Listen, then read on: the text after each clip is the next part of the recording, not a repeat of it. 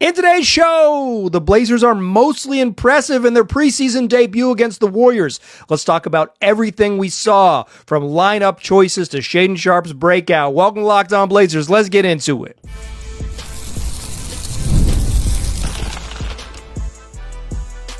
You are Locked On Trailblazers, your daily Portland Trailblazers podcast, part of the Locked On Podcast Network.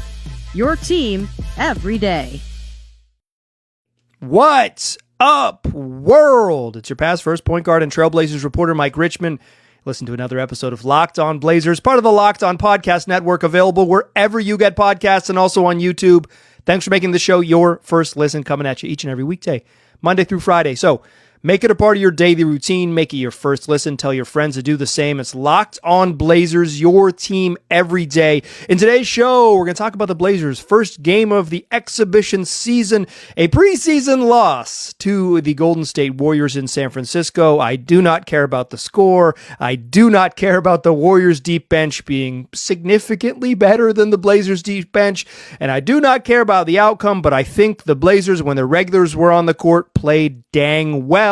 There was a lot to like about this one, albeit the fourth quarter got away from the Blazers with their two-way guys in the end of the bench in the game. If you are looking, typically, if you're a new listener, welcome. So happy to have you. If you're a longtime listener, you know that we do our fastest recap in the West, but we're only going to do that when the games count. No box score, no results in this one. I think the important things, like the important takeaways from preseason, are always structural. How did it work? What did they do? How did they do it? As opposed to like outcomes and results and things like that, albeit like the Blazers crumbling in the fourth quarter after building as many as a 17-point lead, as much as a 17-point lead with their starters in the game against the Warriors regulars, maybe took the wind out of their sails a little bit, but I still think a lot to like. Let's start with a couple of just big obvious things to like, and then we'll talk about, Chauncey Billups asked folks like me to not read into the starting lineup and the lineup decisions he made. I'm going to read into it. Sorry, Chauncey, I got to do it. We'll talk about that. I want to talk about Shaedon Sharpe and Toumani Camara. I want to talk about general just how they looked, and then we'll talk a little bit about the newcomers, Blake Wesley and杨瀚森. Let's talk Shaedon Sharpe, though. I think he was the Blazers' best player in this game. He just, like, he's a good offensive player, right? Like he hadn't shot well from three, and he's had and he has some other, he's not a great passer or whatever, but like dude can score, and he showed it last year that he can score. He's a really good long mid-range shooter. He's very, very good around the rim. But I thought in this game against the Warriors, his pace and his comfort getting to where he wanted to go was really, really smooth.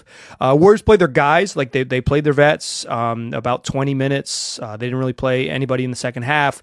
Blazers played a little bit of some of their guys for some of the third quarter, but in those first two quarters, I mean, Sharpe was, I'm going to give you a number, even though I said wouldn't look at box score, 20 points in the first half. Like some of that is like he made threes, but even without the sort of the maybe punching above his weight 3-point shooting, just the comfort with which he gets into his shots. I thought he got to the rim pretty well. He had one drive to the rim that Jonathan Kuminga had a great block on, but I thought he got to the rim pretty well off the dribble. I thought he played smart in transition. Once scoring in transition, another time making a nice kick-out read in transition. I thought his pull-up game, getting to the mid-range, was really good. He hit some threes off step backs, off catch and shoots on driving kicks. Like he just the comfort with which and confidence with which he played on offense was really, really good to see, because that's going to be his strength, right? Like the best version of Shaedon Sharpe, is, maybe down the line is this like two-way force, right? But the best version of Shaedon Sharpe this season is a guy who can just flat out score the ball when you give it to him, right? Is an efficient high-end scorer. That this version of like this year's Shaedon Sharpe, the goal for him to get is like he can score from all three levels. You can throw him the ball when you need it. He can play in transition. He can play in the half court. Like he's the go get a bucket type of scorer they need. And I thought he looked like that in this game. I thought he was pretty competitive on defense. There weren't any bad moments I could specifically highlight. None of that made my notebook. But like, I thought he was pretty competitive on defense. Had a couple, defend Moses Moody on the wing physically type of plays, but like nothing really notable, but no bad moments. And I thought his offense just played with a ton of comfort, and you love to see it. I thought Toumani Camara was really good. He, some of that is that Toumani made 4 3-pointers. He also committed for box score. Here's a box score one for you. This is incredible. He had 4 fouls in his first 13 minutes on the court, and they're just like, oh, let's let him play. That's 11 fouls per 36. I love it. I love it. He'd had, I guess, if you're rounding up, but at the time he was working on 11 fouls per 36. Truly beautiful stuff. We love to see it. But I thought Toumani, he shot it well. He just defends at a high level. He drew a charge. He guards, he was defending at, 85 feet from the rim. The physicality, the screen navigation stuff, like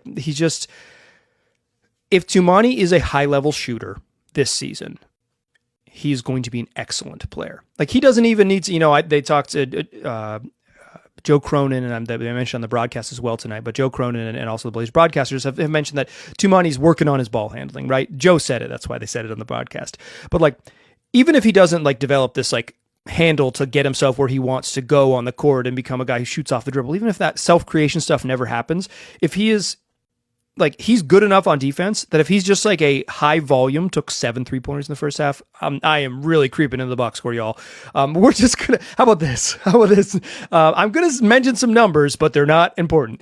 But like, if he's a high volume, above average 3-point shooter, Toumani is going to be very, very, very, very good without adding anything else to his game, right? Without sort of the major leaps or whatever. Just the simple like up the volume and continue to make 37.5% of your threes. He's a force because he plays well in transition, and the defense is basically a given at this point. He was really good. Denny Avdia came off the bench. More on that in a moment. But like Denny, I thought Denny just does what he does, right? Gets downhill, got himself to the free throw line a bunch of times just by being a physical downhill driver. We'll talk a bit more in the Blazers offense and how it looked. My first impressions of that in the second segment, but like what you want Denny to be, even in a bench role in this preseason game, which is probably meaningless, but maybe extremely meaningful, like regardless of what it is, it's like Denny's game travels, and it was like, yeah, I'm ready. Give me the ball. I'm going to attack. I'm going to attack. He made a big off the dribble 3-pointer in this game, which was a big part of his growth at the end of last season. And that like really changes what he can be if he's an off the dribble 3-point shooter. And like the physicality, the willingness to get to the rim, that push in transition and semi-transition to have a willingness and a determination to get into the paint first and kind of make decisions after that. But that force he plays with was really on display. I thought he was good. And when you're like, those are probably the Blazers' 3 most important offensive players. Like I think it's Sharp and Denny, and then it's like Toumani as you're like, can this dude space? And Toumani certainly checked that box tonight.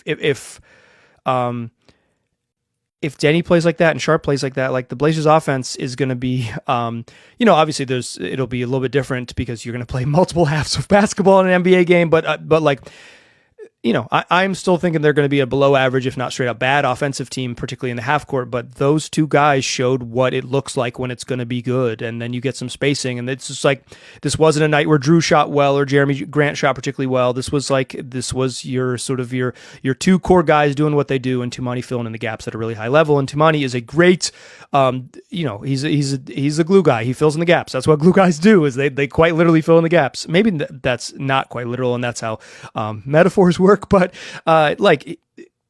those dudes made me feel so steady about where they are. Right, I felt like the Blazers played really well, and those dudes were the guys who were like, yeah, they know the plan. There's a comfort in knowing what they want to do with those gentlemen. Let's read into the lineup and talk what they looked like with the new offense and some early thoughts on their defense. We will do that in the second segment. Join me there. First, though, I want to tell you about Quo. It's one of the tools that's going to make a huge difference if you're a business owner. Quo, formerly known as OpenPhone. It is the same great business phone system you've heard me talk about in the past. Now it's just got a new name, and here's why it matters. Every missed call is money left on the table. When Every customer conversation counts. You need a phone system that keeps you connected 24/7. Quo is the number one business phone system that streamlines customer communications. It works right on an app on your phone. It works on your computer. So there's no more carrying two phones around. There's no more relying on a landline. Instead, you've got a system that works for you. Quo, again, formerly known as OpenPhone, lets you and your team share one number and collaborate on calls, collaborate on text. You've got a shared inbox, so no customer gets left hanging. So whether you are a solo operator or you're juggling, or you've got a small team that's trying to put it all together, Quo makes it easy to stay responsive and professional. See why over 90,000 businesses trust Quo, formerly OpenPhone. Get started free and get 20% off your first 6 months. First 6 months at quo.com/lockedonnba. That's QUO.com/lockedonnba. And if you got existing numbers with another service, Quo will port them over at no extra charge. Quo, no missed calls, no missed customers. All right. So, I played some audio yesterday on the program where Chauncey Billups said, please, I know y'all have to, but I'm telling you, there's no reason to read into my starting lineups. I'm going to mix and match. I'm going to change things up. I'm going to try so many things. And then he trots out Drew Holiday, Shaden Sharp, Tumani Kamara, Jeremy Grant, Donovan Clingan with Denny Avdia coming off the bench. And I said, I'm reading into it.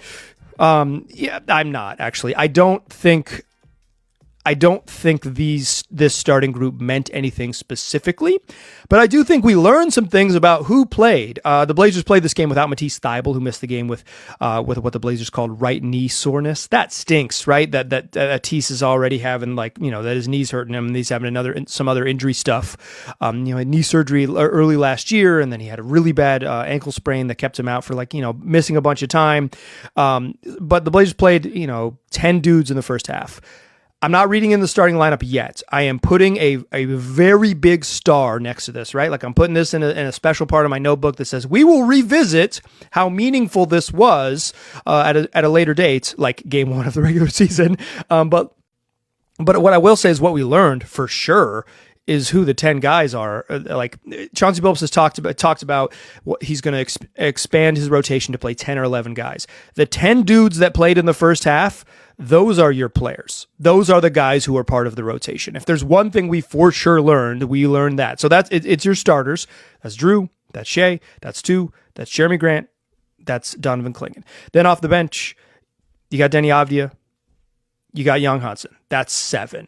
Duop Reith played in the first half. Chris Murray played in the first half. And Blake Wesley played in the first half. That's your 10.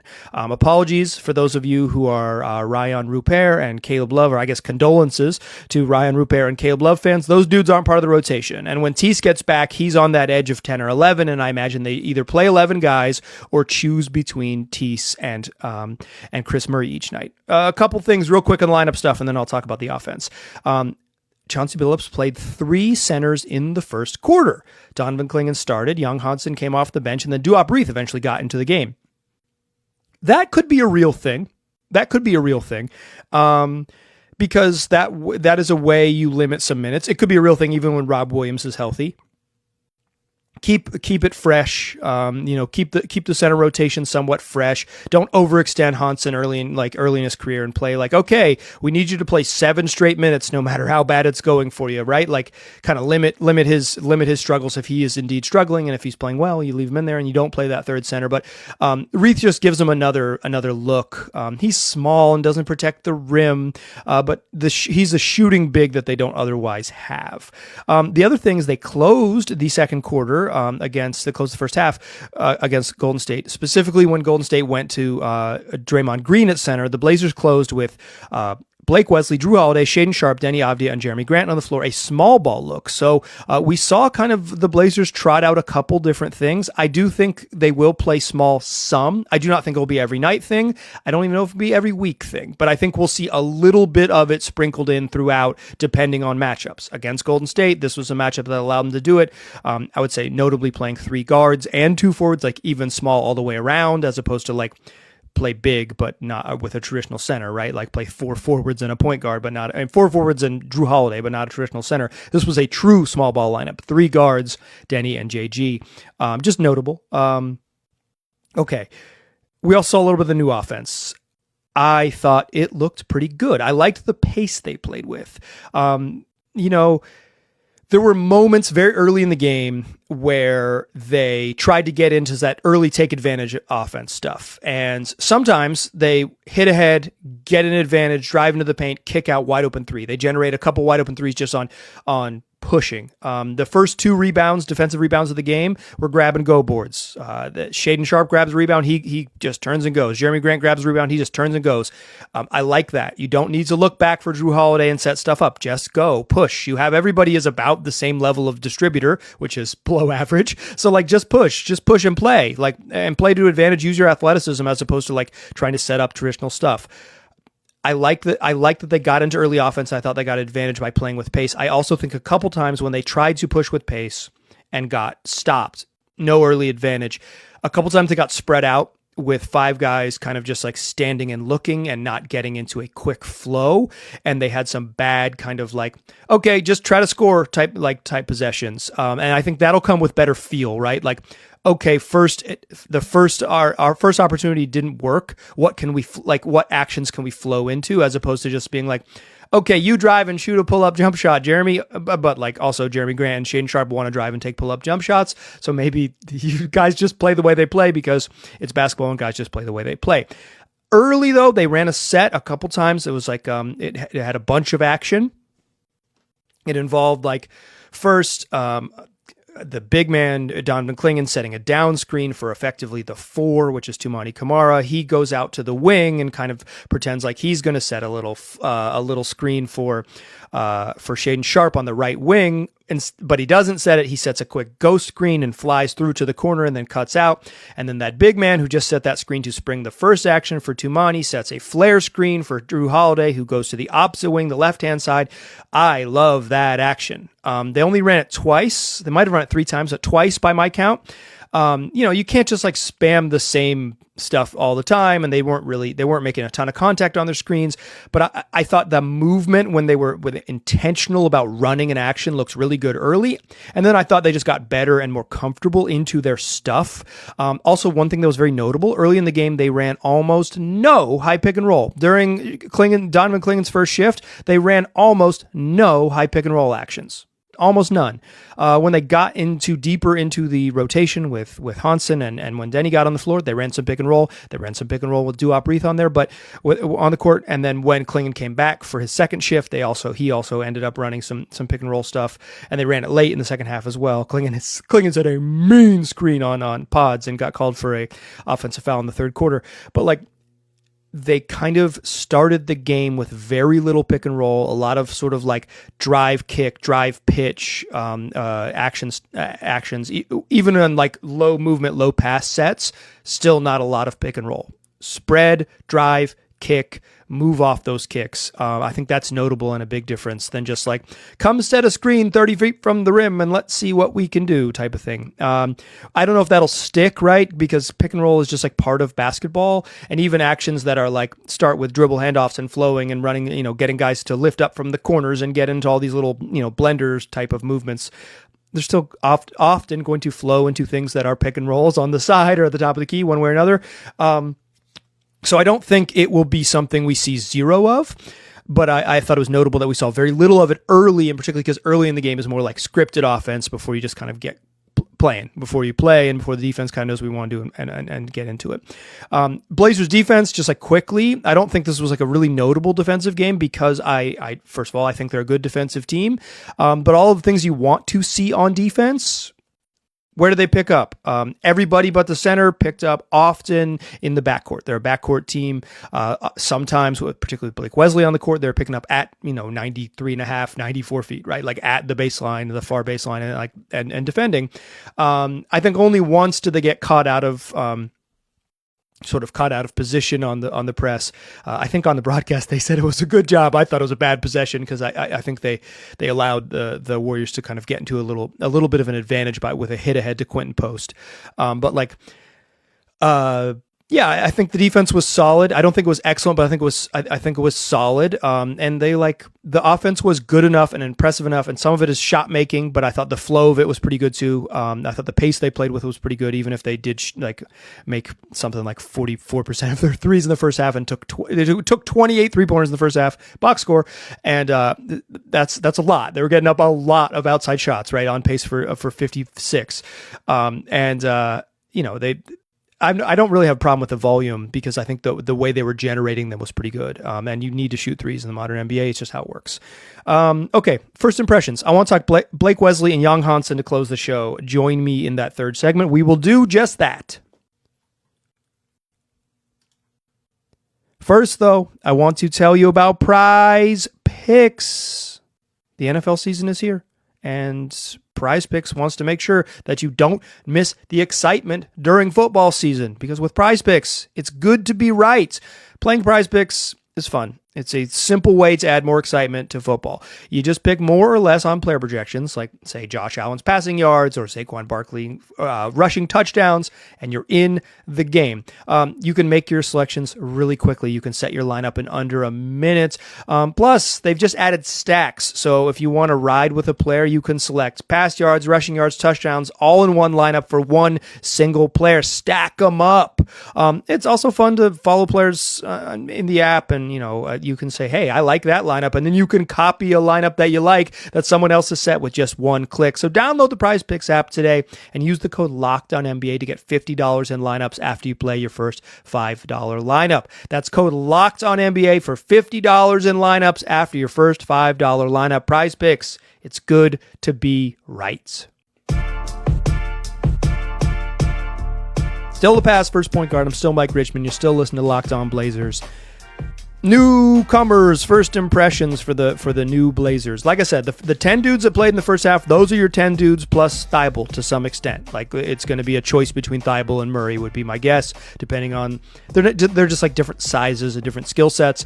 I would assume a healthy Thibault is ahead of Murray in the pecking order, but Chauncey Billups really likes Chris Murray, so maybe he'll be up there, and that'll be the choice. But Blake Wesley's going to play. I think it is just undeniable he's going to play. With Scoot Henderson out and the Blazers light on sort of primary creator types, Chauncey Billups said in interviews with Blazers media or with the assembled reporters during training camp that he thinks it's important to play like a true point guard. Like he said, oh, Shaden can handle it and Denny can handle it, but like, he's more comfortable putting a true point guard in there because he thinks it just feels different. Like, he wants to play a second point guard, and Blake Wesley is very clearly a second point guard. He plays fast. He's a very, very pesky defender. I thought he was really competitive guarding Steph. You could tell he has defense isn't all about effort, but there is a requisite level of effort required to be a good defender, and Wesley far exceeds the requisite level. He has a great deal of what the coaches would call want to. He's got his want to is very high on defense. He wants to guard, and that's fun, right? Because he's competitive. He kind of fits the Blazers' MO in that way, their ethos in that way. It's like they want dudes who can't really shoot and can really defend. That's like, who do the Blazers look for in the open market? Are you a defender who has a streaky record of shooting? Welcome to, no, I'm not kidding at all. That's like literally who they've targeted. But the Blazers shot very well in this game, and perhaps they're going to become this great developmental shooting team, and I will eat crow. I'm not even going to eat crow. It's all a joke. But in any case, Wesley defends, and you see that right away. His willingness to guard and his enthusiasm for guarding and playing physical defense is really high and really impressive. He played well in that regard. He played pretty well pushing the pace on offense. I like that he dribbled with force to the rim, to the paint, made some kick out plays on those dribbles. I'm not 100% sure what else he's going to do in the half court. I don't think he didn't look like in this very, very limited, I don't remember like moments of him being on the ball ever with the Spurs. I literally don't remember them. So this is, maybe I'll try to pull up some Blake Wesley pick and roll stuff and see what I can see. But, I would say for this game, He didn't wow me with any passing or decision making. He passed up a wide open corner three to take a drive into the paint and a shot he made from two, but that's like a wide open corner three in the NBA. That's a shot guards take. That's a shot guards take. Yeah, I'm a little worried about what he brings to the team. I'm worried is the wrong word. I don't think he's going to be a positively impactful player in the half court offense, but we shall see. But I do think he kind of fits. Play really fast, defend at a high level, though like the plan, Wesley fits into the plan pretty well. So maybe as he gets his comfort, his like sort of natural fit with his other skills will make it all work out. Because like the defense and the athleticism and the speed are there. Hansen. He looked like a 20-year-old rookie. Young Hansen looked like a 20-year-old rookie. He struggled. I don't think there's any way to put it to dress it up. He had a rough debut. Early turnover, transition defense in the first half where it's like he just didn't, his first three steps weren't sprinting back, and all of a sudden Al Horford is gone, and Young Hansen is just way behind the play. Committed a foul going for a rebound, like getting tied up early on for a rebound. I thought that was notable. He didn't score until the second half when kind of the regulars were off the court. I think against other NBA dudes, like rotation level players, he looked rough. I don't think that really matters necessarily in the grand scheme of the Young Hansen trajectory, right? His first game in the preseason on the road against a veteran Warriors team, he looked bad. I do not think this will be a notable moment during his career. He looked like a very believably like a rookie figuring it out. I would say the only thing that's like, if you're kind of extrapolating, is like, if the Blazers think they're going to be really good, Hansen does look like a player that is far away. He looks like a developmental player. That's fine and normal. He's a rookie, right? He is very specifically a developmental player. But if they're like trying to win at a high level, the center depth could be something that comes up because depending on Rob Williams' availability, you just don't want to put too much on Hansen's plate because I think he looks like it's going to take him a minute to get his sea legs, and that is very believable considering his age and the jump he's making and all of those things. And also we're one game, a few minutes into his NBA journey, right? He can improve a lot. Guys his age and his experience level generally take big jumps, right? So there could be major growth in his game this season, right? He's the type of player and the level of player that should improve with. If he were to improve, it could be someone who improves rapidly, right? So we shall see. But I would say the first little Hansen experience was rough. I have no way to dress that one up. He did not look very good. And at the end of the game when he's on the court, again, he didn't, it's like not like he dominated when he got sort of lower level end of the Warriors bench type of things. They're still kind of like fringy NBA guys, and like fringy rotation guys in the league. They're all NBA players, I think, pretty much, who were on the court at the end that he was up against, at least with like Quentin Post. It's just, yeah, I thought he was rough. We'll see what he continues to do. Obviously, like, he's young. He's a rookie. It's not surprising or anything. This is kind of what you would expect, right? For young players is to look like, oh yeah, hey, this is a higher level of competition. But I would say undeniably, Young Hansen looked like a dude. Oh yeah, this is a higher level of competition. He will have to sort of figure that out.